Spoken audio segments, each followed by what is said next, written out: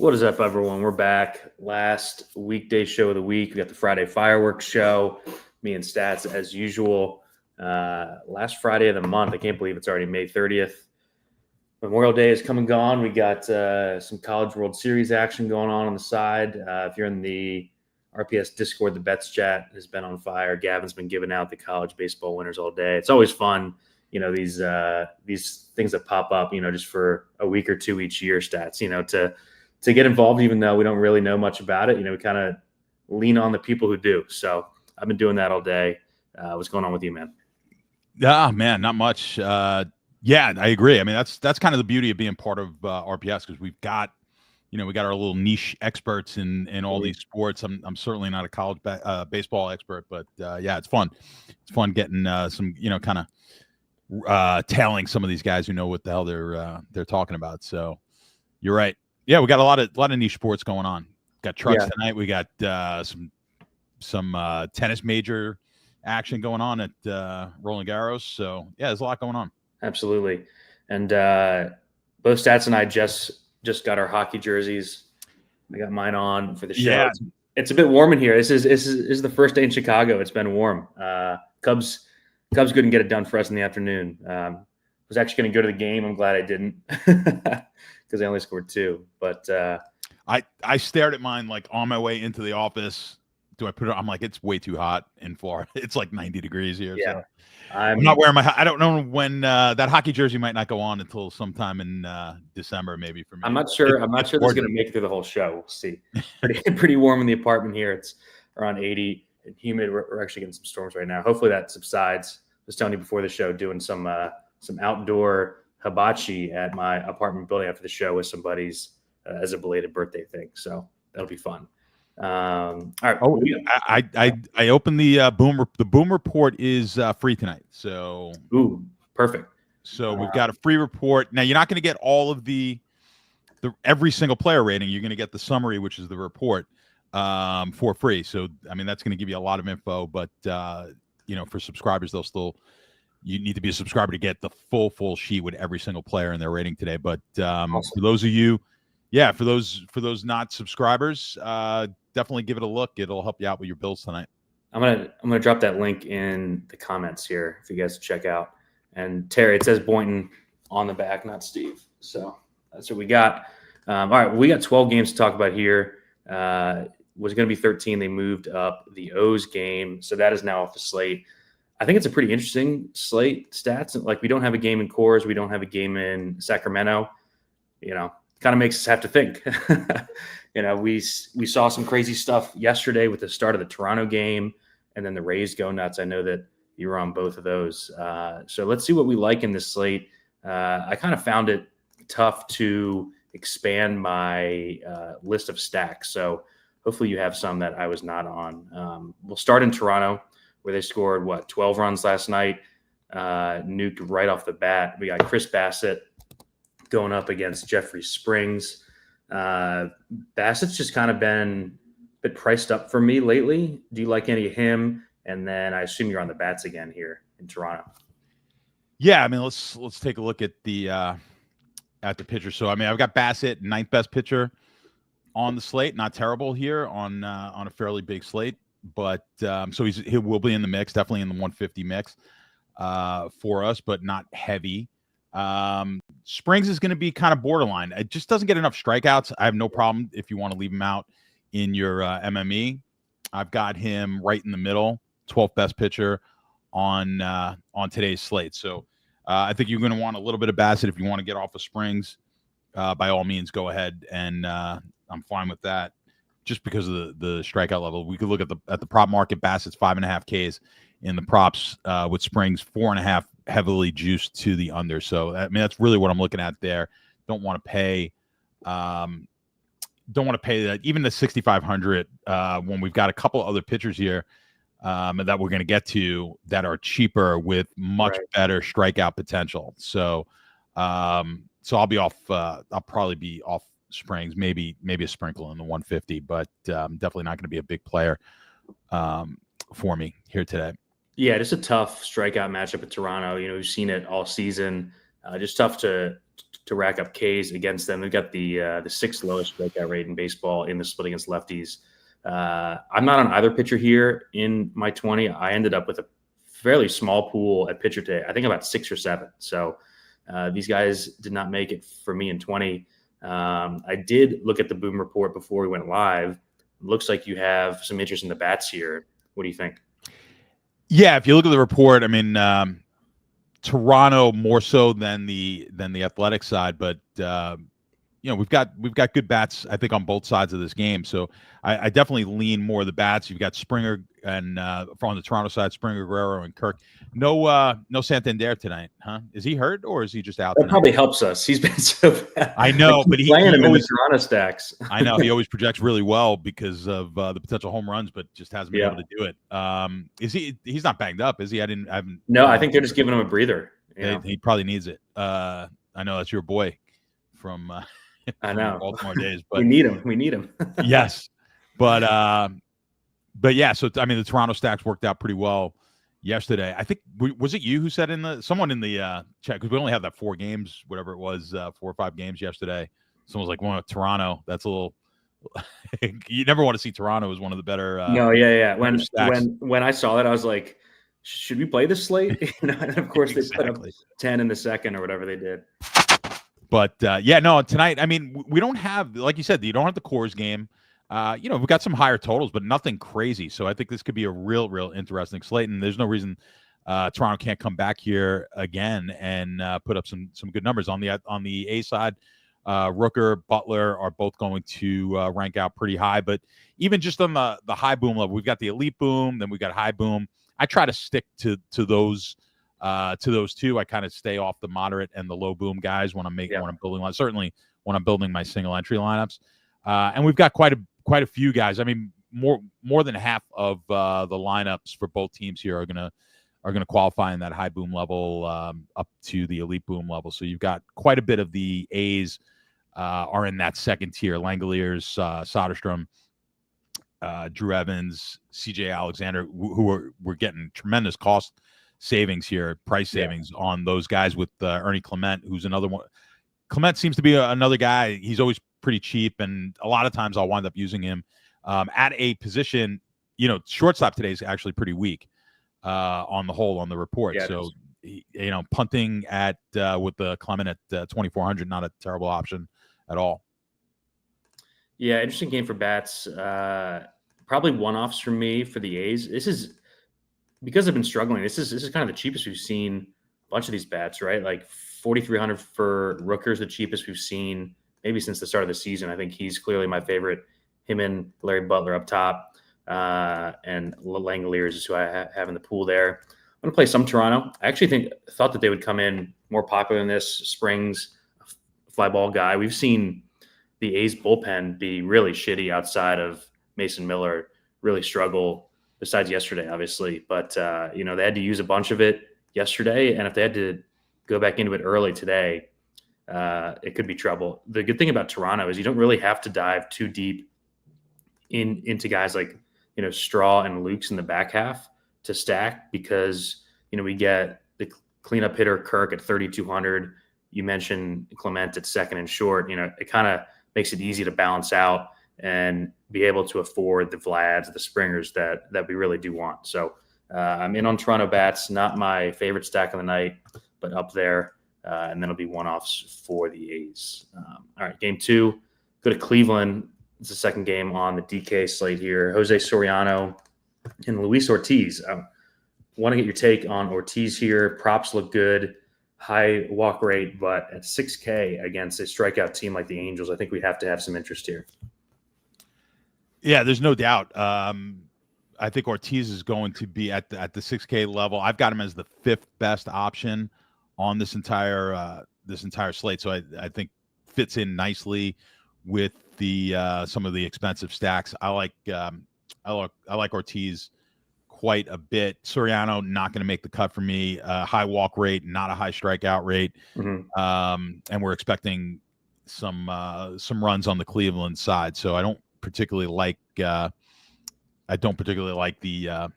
Soriano side of this game. Now, The projections wise, I mean, we don't have a ton of the high boom, high and elite boom type of players in this game, so I'm probably going to be staying away.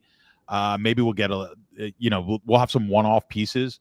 The Angels actually rate out better offensively, so this is one of those games where we've got, you got a cheap pitcher with decent, over a K per inning strikeout rate projections, but we do have you can play some of the Angels bats as well in this game. So the projection wise, the Angel bats are projecting out better than Cleveland is, but I don't think either one of these stacks are going to be particularly high for me today, especially since I like Ortiz, and he's going to be getting in quite a few of my lineups.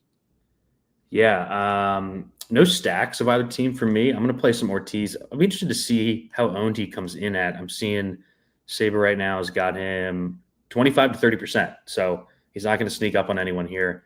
One of the only cheaper options, I think, on this slate. We'll talk about one other that I hope you're on as well later in the show. So yeah, I'll have some Ortiz. I think he's scary for like a main team just because of the walk rate, right? Like, you can see where it goes bad here against a powerful team like the Angels, but highest strikeout rate in baseball in the split against righties. We know that. I mean, pitchers against the Angels are just going to be kind of the same every slate. Like, you're going to play them in MME because of the high strikeout rate, but they do have the ability to do damage. They do get Mike Trout back tonight, hitting fifth. So we'll see how long he's able to stay healthy. So yeah, I think it's mainly one-offs. The 2-3, I think, is an interesting mini on the Cleveland side with Martinez and Ramirez here. And then any Angels bats specifically stand out? Like Neto's kind of getting priced out of there. I basically have like Ward, Soler, Trout, Ohapi, and then we do have a min price shortstop there that I'll leave in there. Scott Kingery is back with the major league team. Yeah, I know Neto is that 5,500 is a pretty steep price tag. The good part about that is I don't think we're going to get a lot of ownership here on Angels. So definitely leverage on those bats. I like the bats that you mentioned with Trout and Ward. I always like Ward. Good pop to 4,100. I think is pretty good price there. So yeah, I mean, even Adele down at 3,100, not a bad option. A little pop, a little speed. I just think the Angels are going to be a mini stack that something like Saber's going to like, right? Like you have a volatile cheap pitcher that's going to be really owned. You get wind blown out to right field. Progressive, one of the most wind sensitive parks in the major leagues. So I kind of like trying to pick off the power against Ortiz. I've got Ward, Soler, Trout, Ohapi, Kingery still in the pool here. All right, let's keep it moving. Let's go to the Mets. We got the Pace Eaters themselves, the Rockies on another slate. I wish that they would just play in some 640 games stats. Yes, we don't have to deal with 50% owned 9K David Peterson, which is what we have today. Peterson's been really good this season, been pitching deep in games up against Kyle Freeland, who I just mentioned from Colorado. Let's start with Peterson. What are you doing with him here? Going to be popular, projects well. Every pitcher against the Rockies, no matter how much they price them up, seems to, get to the 30 to 50%. I think they honestly need to make these guys like 10K. It has to be more of a decision point at this point. I don't disagree with that at all. I think 9K for Peterson is high, but we're going to get decent ownership. We're going to get 30 to 40%. I don't know if we get 50% in the single entries. Yeah, single entry we might be looking at 50% for sure. But yeah, I agree. I've got him as my second best pitcher for the slate tonight. Now, I think there's some pitchers here with a little bit better upside. He does have a 6.5 strikeout prop. It is juiced to the under, and we're looking at one of the higher out totals in the prop markets, 18.5. That is also juiced to the under. So that's why we're getting the ownership and the price bump for Peterson. Offensively in this game, I think it might be the first time I'm seeing on the boom sheet the entire Met lineup is ahead of the entire Colorado lineup in ratings. There's not one Colorado bat that beats one. Not even Tyro Estrada making his season. Estrada, yeah, at 2K is the best bat. Hitting cleanup tonight. He is the best bat for Colorado tonight, and he is just behind Acuna for the Mets as their worst. The Mets' worst bat tonight is still in the high boom rating, so category. So yeah, the Mets are going to be popular. As far as Sabres got it, probably not popular enough. I thought they would be higher than this, honestly. Yeah, even on a big slate. If that's the ownership, I think you want to be over on these Met stacks. So I think if you get 15 to 20% Met stacks, that's the way to go. Hopefully the weather. I looked at the weather. I think it's okay. Yeah. My niece has a softball game, so I was checking that out in New York, and seems like she's going to play. So I think the Mets are going to get it in. I think about 10 o'clock the rains come in up there. So I think we're good weather wise. Yeah. If this is I think 15, I think it actually comes in closer to where I'm looking at getting the ownership on here, but I think 15 to 20%. We've got a big slate, so I mean, it is going to get spread out quite a bit, and you've got a couple other games with some decent totals. But yeah, I think the Mets at the ownership that Saber is showing, a little underowned. I think it's going to end up higher. It just always seems to with these spots against the Rockies. I'm willing to poke some holes in the Mets here, though. Worst park on the slate for hitting. Freeland has been god-awful at home at Coors, 430 WOBA. But outside of Coors, WOBA under 300. It's been super unlucky so far. Nearly a 400 batting average on balls in play, 55% left on base. All his estimators are under 4. I think you can poke holes on a big slate. Of course, I wrote this when the Mets were projecting to be like 30+%. So, I was, this is my fade stance, right? Of course, they could just rock the awful bullpen behind Freeland as well. So kind of lukewarm on the Mets is the most popular stack. I do get it, obviously. It's just not a slam dunk with Freeland on the road. He's clearly, I think, their best pitcher of the 5. That's not saying much, but I don't think it's a slam dunk spot in that park. But at this ownership, I am more interested. When I looked this morning when I was writing that, it was 25 to 35. It wasn't as spread out. So well, I think the lesson here is definitely Saber, using their ownership is helpful, but you got to come up with your own. So like if I'm in that 15 to 20% range, if they're up at 30, then I'm a fade. If I'm at if we're here in that 8 to 10 range, what we're seeing on Saber, then obviously I'm long. And I think it winds up becoming kind of right where I'm thinking these guys will be a little bit higher in that 15 to 20 range. So Vientos is really good play on the he's another one of those guys. Vientos gets rated really well on the Boom Report. Just hasn't done it enough for us. But I kind of keep plugging him in there. The price is right. This could be the spot against Colorado, 3,200 batting second tonight. I gotta like it. I like it. Lots of cheap bats in this lineup too. Honestly, we got Starling Marte's under 3K now. Tyrone Taylor has had his spots this year. He's 2,700. You get the catcher for 3K. Acuna's got some speed at 3.4. So really easy team to stack. That's why I'm surprised that they aren't higher here. What was my last? Yeah, I think more it's a decision for single entry, right? Like I was not going to play 35% Mets in like the 121 on a 12-game slate. But if they're going to come in this, 10 to 15, that's a different argument. I think we also have to talk about the next team here. San Fran is in Miami.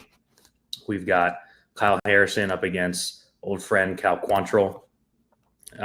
Interested to hear your thoughts on Harrison here. I ended up removing him from my pool. The strikeout upside is there per inning. I'm worried about the pitch count concerns for him. And the Marlins have not been striking out at all against left-handed pitching. I pulled it up earlier. Yeah. Lowest strikeout rate in baseball over the last month against lefties. I think that's enough of a concern for me to go elsewhere, at least in 20, but I wanted to hear your thoughts too. Yeah, he came in at like my 10th best option here. The price is pretty good. We've got some better strikeout potential even down at this price range than what we're expecting out of Harrison. I mean, pretty decent. Not a guy who's going to walk a ton of guys. Obviously, against the Miami lineup, we're not looking for a ton of runs. But when you look at the prop market, 4.5 is the prop total. Kind of even juice on both sides, so it's not one of the better props. You compare that to Ortiz, who was a 5.5, I think, on his prop at 6K, with like 18.5 on his out total, something like that. So it's a big difference there, and that's why you'll see it in the I'm sure reflected in the ownerships. I didn't look here what I don't think he's probably not going to be all that highly owned. Harrison, I mean, we've got him at Saber at 3%, which kind of makes sense. I don't expect much. I looked.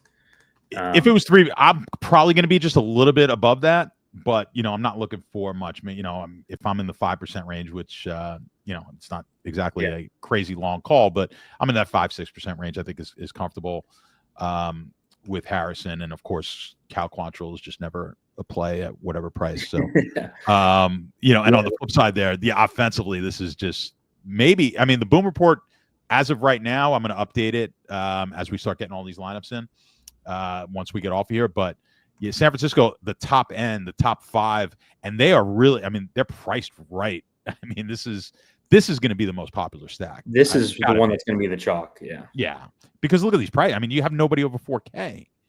Like, these are all 4. You got Ramos at 4,200, Flores at 4,200, but like all these guys are right around that 4K mark. I don't think, there's nobody over 4,300. Is the most expensive, right? Yep. That's it. So I mean, this is it's crazy. So they will be the most expensive stack. It's one of the higher team totals for tonight, right around 5. I think this will be the most popular stack on the slate, and with good reason. But depends on where you're comfortable here in 150. I think I'd want to be. I'd actually want to come in a little. For me, I'd rather come in a little under where the Mets are. And I mean, while they look great here on paper, I'm just kind of playing the game here on 150 builds, and maybe be a little under.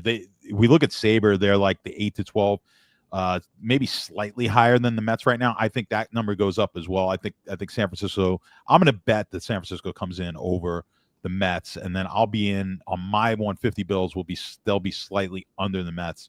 And I'll see if I can get some leverage on there. I do like the bats. I'm just trying to kind of play the leverage game. We actually just got a big ownership update on Saber. Now it's got Toronto as the highest owned 5-man projected. So here's where I'm at here. I'm not playing either pitcher.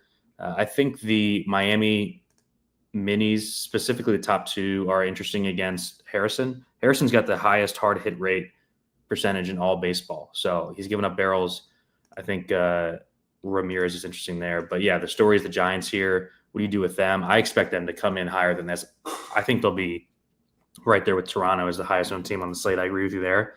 The only issue I have is this is basically with what Miami's doing and said that they want to do with Quantrill. I think this is kind of like a bullpen game, and that kind of scares me with the Giants. So they had CQ through 46 pitches last outing.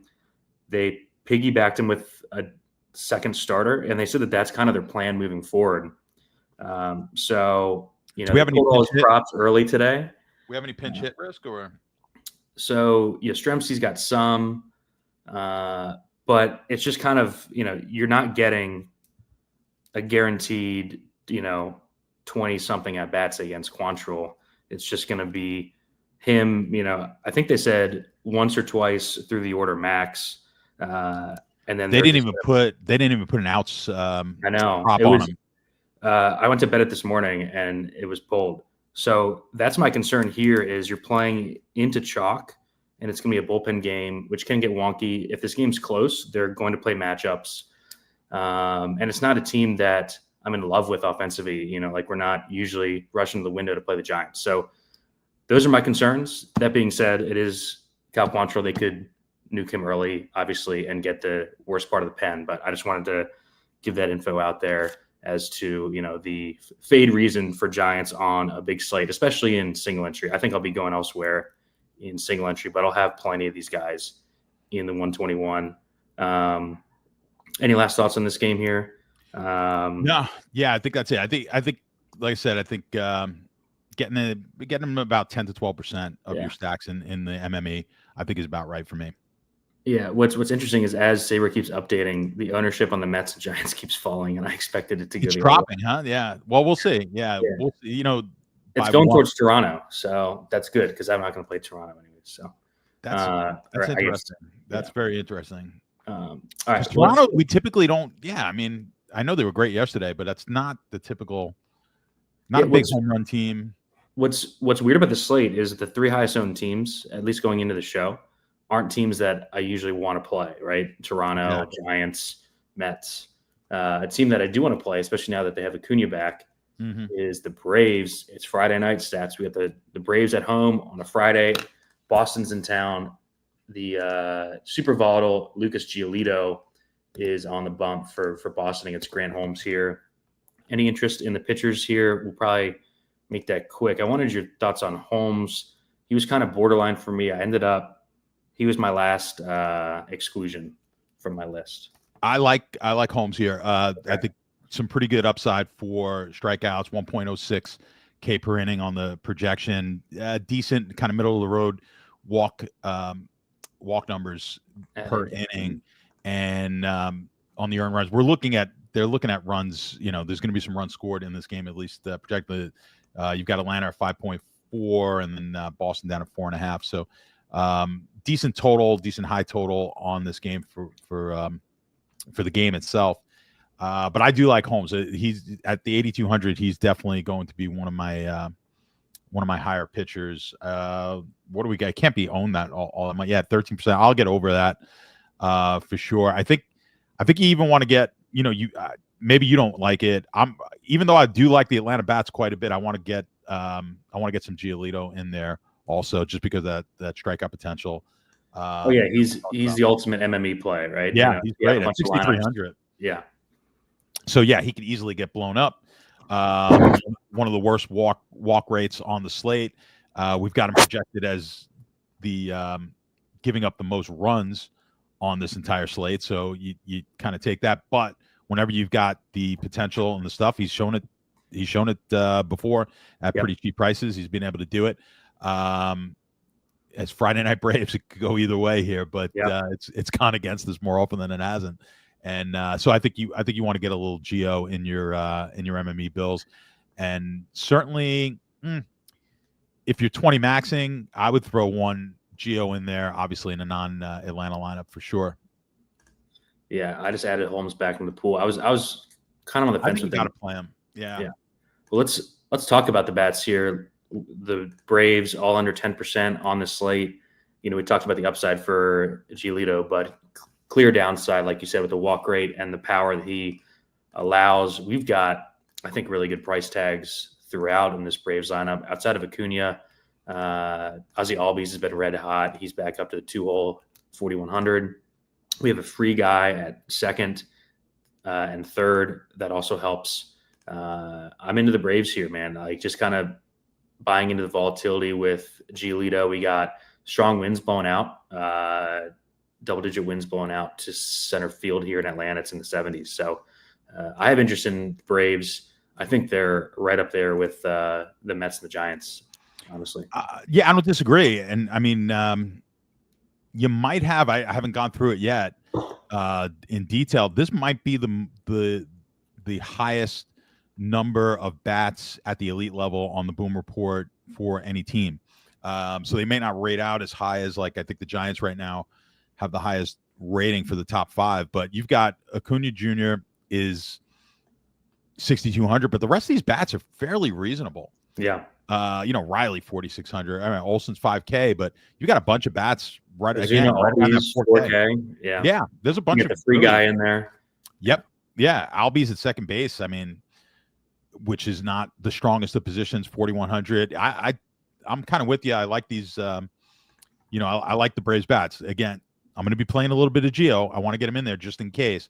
But I do like the Braves bats in this game. I don't think the Boston bats are terrible either. I think you could play some Boston bats with a Brave at 4,300 is nice. I think that's the best value for their entire lineup.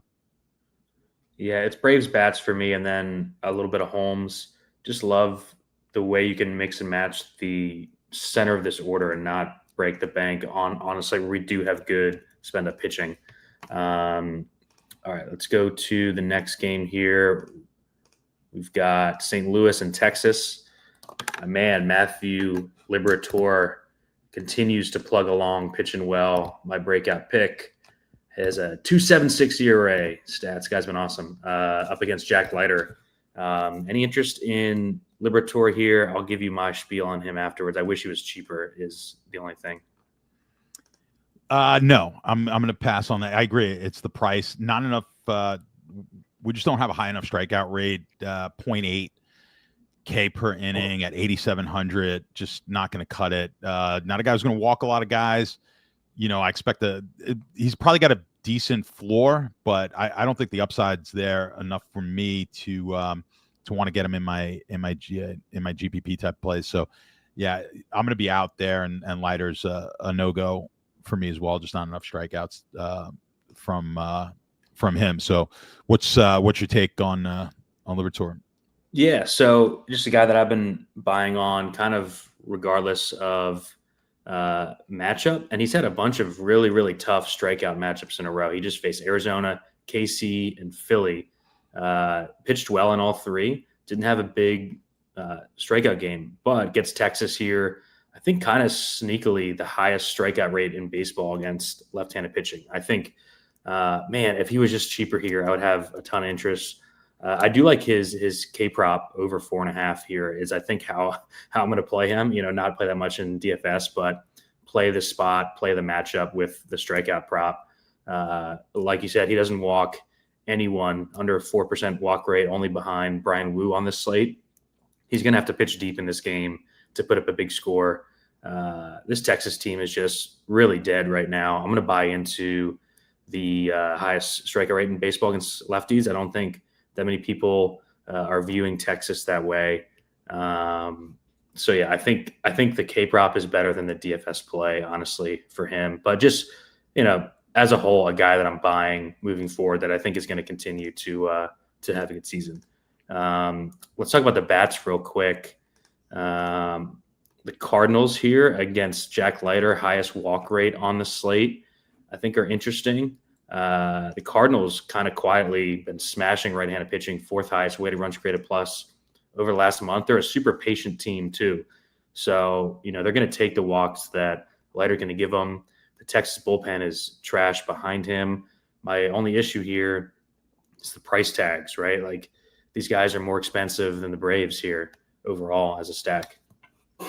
Yeah, I think both sides we can find a couple of cheap options that I might want to just use in one-offs. I don't have a ton of interest in game stacking or team stacking either side here, but you got a couple of catchers that might be able to like Pozo a lot. Fit in. Yeah, I think you could, if you want to kind of if your one-off punt option is at catcher, I think either one of these catchers is playable. So that's kind of how I'm looking at it. I'm not going to have a ton of 5-man, maybe no 5-man stacks for either side of these, and then I'll have secondary stacks and some one-off pieces. Yeah, I have a little more interest in Cardinals than you do, just because of the spot, and I'm going to continue to sell these super high walk rate pitchers, and I just don't think that Leiter is quite ready, and their bullpen is just in shambles behind him. So I think the 5.1 team total on Sabre, that's the same as the Giants, and these guys are just completely unowned. So I'm a bit higher on the Cardinals than you. Let's go to Houston. This one probably be fairly quick. Here we got our guy Framber Valdez against Ryan Pepio. Two talented pitchers. Pepio coming off an awesome outing, kind of surprisingly against Toronto. He's a talented arm, but hasn't really shown the big strikeout rate yet. Stats. Thoughts on him, and then thoughts on Framber here. Excuse me. Yeah, no. Well, we'll start with Framber. I've got Framber's sixth best option here at 9,200, about a K per inning, and we're kind of expecting him to kind of hold down the Tampa offense. With Pepio, yeah, I agree. I mean, talent has not shown it, so we're not expecting a lot. I've got him as one of the worst options here on the slate with a 0.73 K per inning number and kind of mediocre walks and hits numbers in the projection. So won't make any lineups for me, but definitely have some Framber interest. Price tag's a little a little elevated. Yeah, it is for him, but I think he's gonna make some lineups here for me. I got to kind of figure out the percentages. What are we looking at? I'm going to bring up 15 to 20-ish on Framber. I think he's the fourth best pitcher of the 9K range. And there's no bigger Framber fan than me. This matchup makes me a bit nervous, though. You've got Woo ahead of him, basically. Yeah. So I've got him above Woo, and it's only because it's just the price differential. So they're really close. Yeah. If we take price out of it, but I don't know. It's just the matchup with the current version of the Rays makes me nervous. They've been really swinging it against lefties with the low strikeout rate, bottom 5 strikeout rate in baseball in the split. Just makes me nervous. I like the guys around him more. I think the matchup for Woo is actually super clean. We'll talk about him later. No Pepio for me. He's just always a guy where, like, if you watch him pitch, like, why isn't this guy better? His stuff pops up off the screen, kind of like a Dustin May, right? Like, where if you watch him pitch, you're like, how is this guy not striking out 10 batters a game? His pitches move like crazy. Just hasn't put it all together. So yeah, this is some Framber for me. I'm not gonna not have him. I'm just not gonna play him on my main. And then any bats here, I didn't get too much on the bats. I don't think you can get too much. I think maybe the Houston side, Walker at 3,800, interesting. Damn, Christian Walker. Yeah, I know he hasn't hit. I get it. He finally got the bomb on Tuesday, and I actually had him. So there's going to be certain guys that he's in the.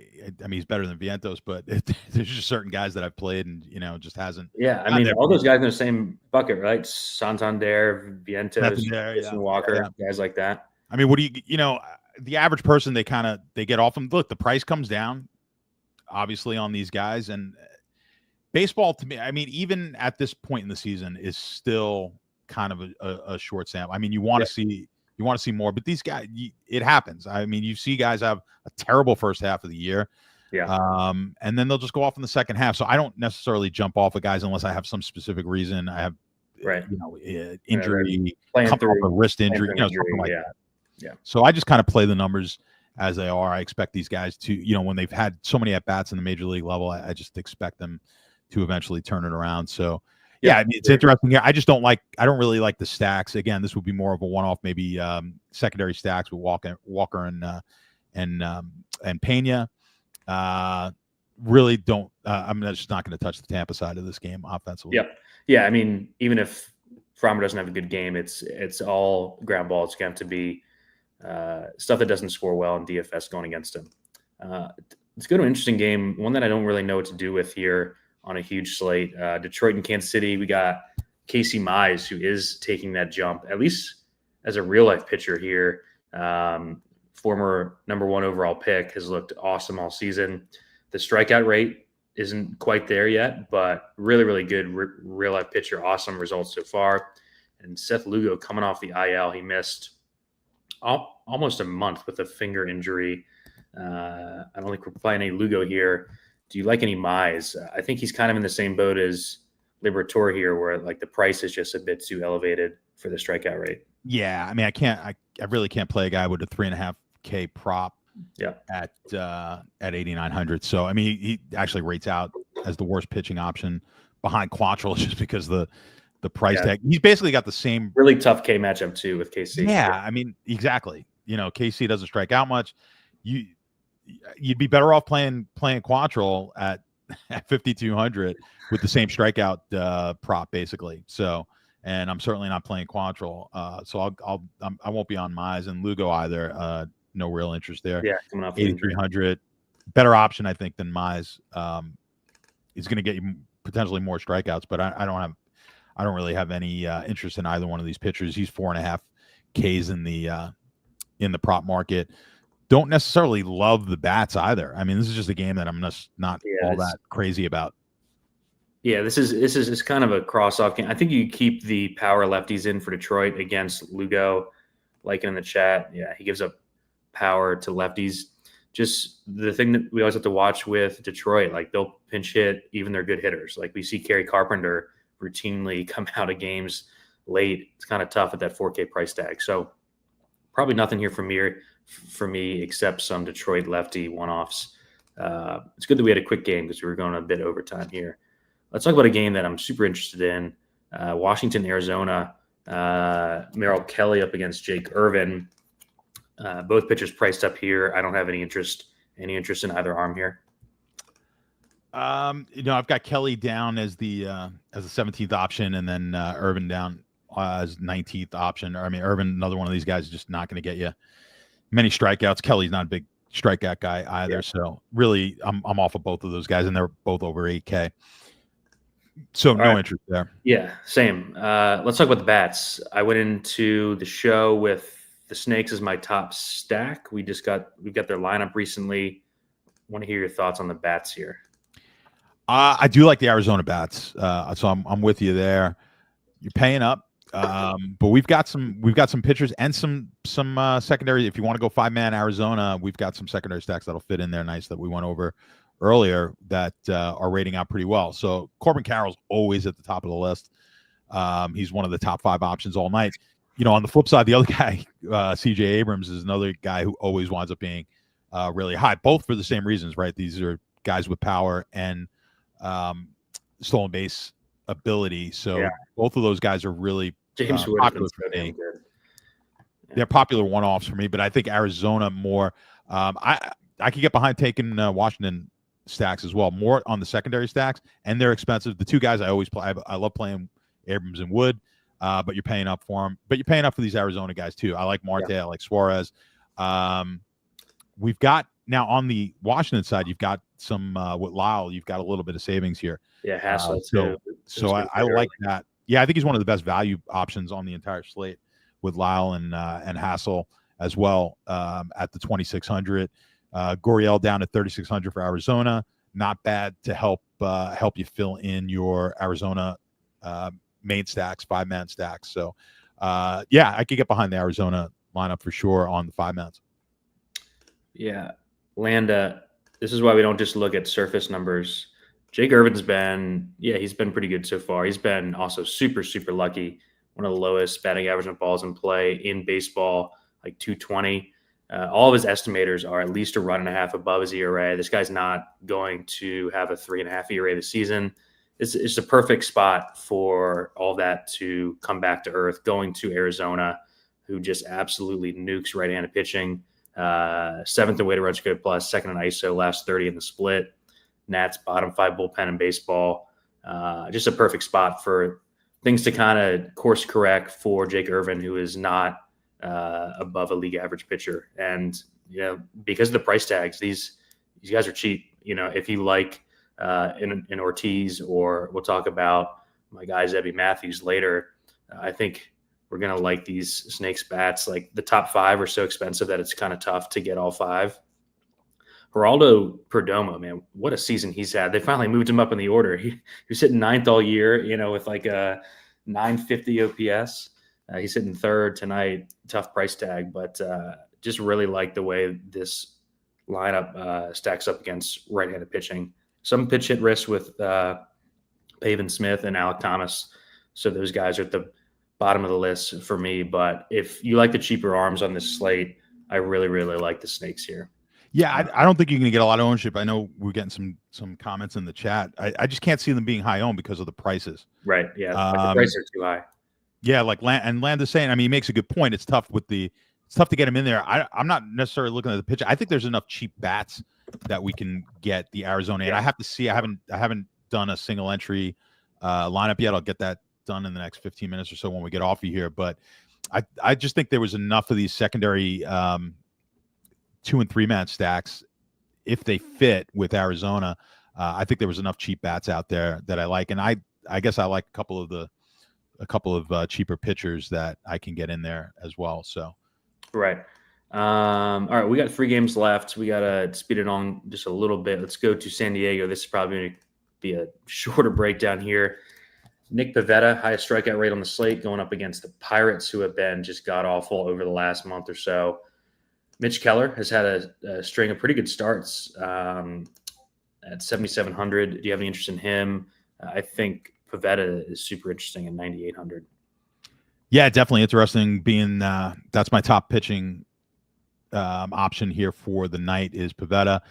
You got the highest upside with his 1.15 K per inning number. That's the best projected on this entire slate. So I have a lot of interest in Pivetta. No interest for me on the Keller side. So I do like some San Diego bats for that reason. Going to be totally off the Pittsburgh bats. Yeah, I agree with you with Pivetta. He's expensive, but probably not expensive enough for his upside. Pirates dead last in ISO last month versus righties, just no pop. He's been really, really good at home in this huge ballpark. 31 innings, only 15 hits, 36 Ks. That's a 0.6 whip so far at home this season. I think the only knock you can have on him stats is the duration. He's been below 90 pitches in 3 of his last 5 innings. It gives me at least some pause, but I think if he's cruising, he'll be just fine here. No real concerns. I just wanted to note that. No Keller for me. Let's talk about the Padres bats real quick. What do you think there? Yeah, I mean, it's Tatis, Merrill, Machado are right at the top in here. I think the problem I think it's really those guys at the top. I think they're really secondary stack options. I don't like them as a 5-man. So I like those 3 guys, and I would kind of stay away from the rest. So they're expensive bats, but I think they're really good as secondary and one-off pieces for me. So that's the way I'm looking. I think we've got better options for 5-man stacks. Yeah, I'm going to add in Gavin Sheets in there, who has had a really, really good season, and it's all been power. So when Sheets gets one, it's going out. So even though his price is starting to creep up a bit, which is probably why he's not popping as much for you, he's been great. So I've got those 3+ Sheets in my pool here. All right, 2 games left. Let's go to Seattle first, and then we'll talk about the World Series rematch last. Games in Seattle, so we're going to have interest in pitching here. Brian Wu against Zebby Matthews. I'll let you take the stage for Zebby Matthews, who I'm hoping you're interested in here. Yeah, this was one of the options that I was talking about where I think we can save a little bit on pitching. I like Matthews quite a bit. This is the second option projected as far as K per inning numbers to Pivetta. So I've got him as my 4th best pitcher, 4th best option, 7,200, nice savings. And again, my top 4 or 5 guys are all really close, pretty interchangeable. So Matthews might actually make it into my core. There's actually a good chance he will make it into the core here tonight, which I'll get up there after the show because of that price saving. Who knows? Maybe I'll get a little crazy and we'll do a Matthews Ortiz core and play some of these expensive bats. But that's why I say if you do like Arizona, I think we've got cheap options at pitching that I like at least. To fit him in there. So yeah, I'm high on Matthews. I mentioned Wu before. You had him a little bit higher than I do. Still certainly an option. His K per 9 number or his K per inning number not nearly as good as Matthews. We're paying up here at 9,500, so that's why I'm a little bit more muted on my Wu ownership numbers for what I'm going to be doing here tonight than I will be on some of those other guys at 9K. But we're at 5.5 strikeouts on the prop market, heavily juiced, almost 2-1 to the over for Wu. And you've got Matthews with the same prop, 5.5 strikeouts. It's not juiced quite nearly as much as Wu, but you're certainly not paying anywhere near what you are for Wu either. So pretty good. I like Matthews quite a bit tonight. Yeah, I'll start with Wu. The reason I like Wu over Framber here is just the risk in the matchup. I think that Tampa's got much more ability to get to Framber. So, it's not just strikeouts that we're looking at. If he gives up a bunch of base runners, that is also going to matter. I just don't think that the Twins are going to get much off of Wu. I'm expecting like a deep outing with minimal damage against Wu. Like his walk rate is basically the best in baseball. I'm expecting 6+ innings. He's gone 6+ in 1, 2, 3, 4, 5, 6, 7, 8, 9, 10. In all 10 outings this season, he's gone at least 6 innings. Just a really nice play. He hasn't been home that much. He's had 7 road starts already this year. Stats. He was awesome at home last year. He's been awesome through 3 starts at home this year. 0.93 ERA. Does it seem low? 18.5 outs, kind of even juice to the over and under. I like the over there. I'm going to bet that after the game. Yeah, I figured I'd point it out to you so that you can they suck you into that one and then right. Third, but I'll it looks low to me. Yeah, it looks low. Fully exposed to Woo. And then Zebby been waiting all show to talk about him. Been waiting all season for him to come back up. They called him up last year. Stats, I think it was a little premature. He kind of showed it, but this is one of the top prospects in all baseball. One of the top strikeout prospects in baseball. He had a strikeout rate north of 30% in the minor leagues. He's already flashed that, especially in a tough strikeout. Like we said that we didn't want to play Casey Mize because the Royals don't strike out. Stats, he had 9 Ks in 4 innings against the Royals last time out. I'm not worried about the surface numbers with him through 2 starts. I mean, he's got a 1.81 xFIP. Just been unlucky so far. 40% strikeout rate through 2 starts. That's obviously not going to hold, but this is a high strikeout arm in a good matchup. We just saw the Nats rotation just mow Seattle all week, including Trevor Williams. After the hot start, the Mariners pretty predictably regressed back to earth here. 6th highest strikeout rate, 25th in weighted runs created plus, 26 in ISO last 30 days. I like Zebby here. I think the only issue we have with him, Stats, is the duration, right? He's probably capped at 5 innings, 80 to 85 pitches. I'm not sure if you have the out prop up. I do know that last year they didn't want to push him past 5. Zebby was 14.5, I believe. Yeah, I think we're getting 5 innings and that's it here. But, for that price, if he gives us 5 innings and 6 Ks without damage, he's going to pay off. So I'm with you. I'm debating, depending on how things fit, playing him in my single entry, honestly. I think the strikeout upside is good enough to take that risk at 7K. He's by far my favorite cheaper pitcher. I like him more than Ortiz because of ownership, risk. I could see where it goes really bad for Ortiz. I think Matthews is going to give us the strikeouts and he's going to give us 5 innings. So I'm on both arms here. Any bats for you? We saw one random game this week where it was in the 80s in Seattle, but it's back down to pretty cool temps. Yeah, I would lay off the bats. We got too many better options. We don't like playing too much in Seattle. All right, let's go to the last game here. The World Series rematch is going to be fun out in LA. The Yankees are in town. We got Max Fried and Tony Gonsolin, who's had 3 or 4 starts under his belt, 5. Hasn't looked great. Want your thoughts on the pitchers here first. Fried has been awesome. I had MLB Network on during the week, and they had someone subbing in, and he was arguing that Fried should win the Cy Young because he's 7-0, doesn't have a loss yet this year. Yeah, well, yeah. I don't know who that was. It was very Rob Parker. It's the boomer argument, but what do you think of here? Tough matchup. It's a tough matchup. Yeah, and I don't think you want to play him at that price tag. So what are we paying? Like 10.5, 10.3. Yeah. I'm off both pitchers really, Gonsolin and Fried. And I think the Yankees where were they on as far as the team totals? They're up there as one of the. Yeah. Actually, yeah. They're talk about where you had them on the Boom Report. The Boom Report, they're up there pretty high. We've got quite a few of the bats. We don't have that lineup out yet, but I mean, what we could project. Judge is always. I mean, it's just ridiculous what he's doing. But Grisham, you're going to get a decent price here on Dominguez. Goldschmidt at 4,700. I like the Yankee bats more so than the Dodger bats against Fried. I'm not going to touch that in that ballpark. I think he could play some Yankee stacks. I'm just not. I'm personally not as high here on maybe some of these other stacks.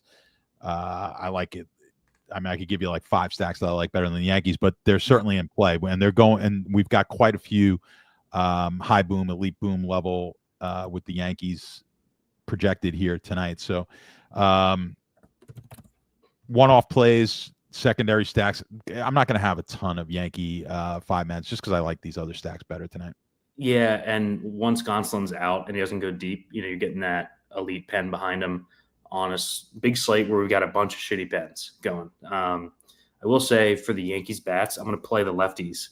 Gonsolin, over the last 2 seasons, got nearly a 400 WOBA allowed against left-handed bats, and the Yankees, as you stated a few, have a bunch of them here. So I'm keeping the lefties in there, mainly for 1, 2, and 3 mans. I'm not going to be 5-manning the Yankees against the Dodgers. And yeah, that is all 12 games. We're just under an hour here. Let's do the fun stuff at the end of the show. I think we got time. Let's start with the pitching. We talked about all 12 games. I've got 8 pitchers in my pool currently. Who are your favorites? What do you think you're going to be highest on here? Well, highest on it, I think is going to be Pivetta, and I think I'll counterfeit you here with I love Zebby. He's going to be higher owned than Ortiz, but I'll throw Ortiz in there. I'll save Zebby for you as being critical for me here tonight.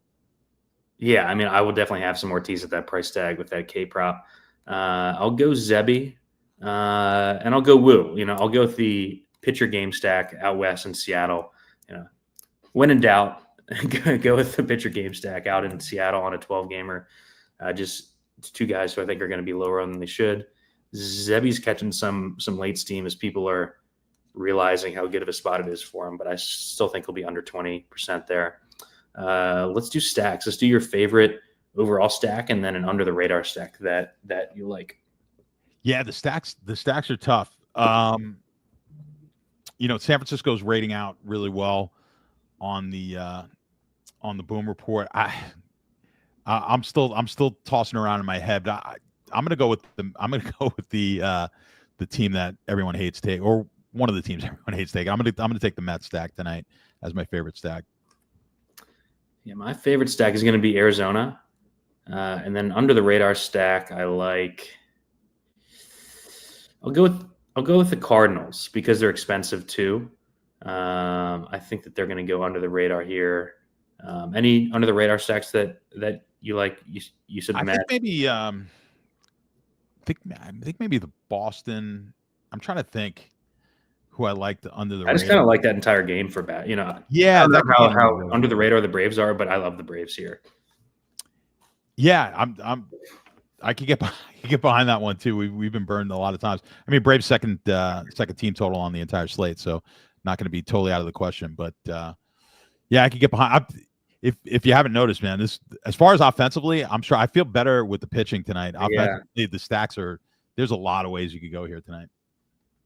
Terry, I like the Snakes when they're in good spots because they fucking smash teams when they're in good spots. Humboldt took down the relay last night. Congrats, man. That's awesome. Yeah, that's awesome. Yeah, please give a little back tonight, man. Let's help us. Yeah, help right. Everyone else yeah. We'll be in there. All right, real quick. Let's do the dong draft since I'm not going to be on next week. I'll be out of the country, so no shows for me until the 10th. I'll let you go first. We did last week. We didn't get any last week, so we owe the people some dong draft winners. Shit, yeah. I've been terrible at the draft. All right, I'm gonna lead off. I'm gonna disregard the 3,500. I don't like a ton of cheap home run. I don't either today. Yeah, so I'm gonna go right. I'm gonna leave someone who I think you may take. I'm gonna let you have. I'm gonna go with my boy Pete Alonso here. I'll go a little polar bear with my first pick. Polar bear. All right, so you got Alonso. I'm going to go my first one. I'm going to go Josh Naylor, going right back to Terry's Snakes, hitting cleanup tonight. Okay. I'm going. I'm just going to take the guy I thought you were going to take, which is I'm going to take Corbin Carroll. Yeah, Carroll. Oh, I get one more pick. Hold on. Who did I like? I had Matt Chapman. I'm gonna go with Matt Chapman. And Chapman. All right. I have to take a Cardinals since I like the Cardinals. I'll go with guy who's been smashing all season. Probably too expensive to play in DFS, but Ivan Herrera. 5,300 Ivan Herrera. We'll take him in the dong draft because he's kind of tough to get to. And those of you new, it's like it's almost illegal to take Aaron Judge. So just a heads up. Yeah, it's not fun. And then I'll take a Brave. I'll go with Matt Olson tonight. So I've got Naylor, Herrera, and Olson. You've got Alonso, Corbin Carroll, and Matt Chapman. We're getting 4. I think we're gonna have 4 tonight. 4 combined. 4 out of 6. Yeah, 4 out of 6 we're gonna hit here tonight. DC and I combined for 3 last Tuesday. 4 because he had a double dong with someone and he had 3 overall. So it is doable. It's doable. I feel good tonight. I usually don't feel good about it, but I like it tonight. Yeah, it should be a fun slate. All right, man. Well, we have said it all. 12 games. Everyone enjoy the weekend. And I will see you in 2 weeks. You'll see stats next Wednesday, I believe. For stats, I'm Steve. We'll see you later.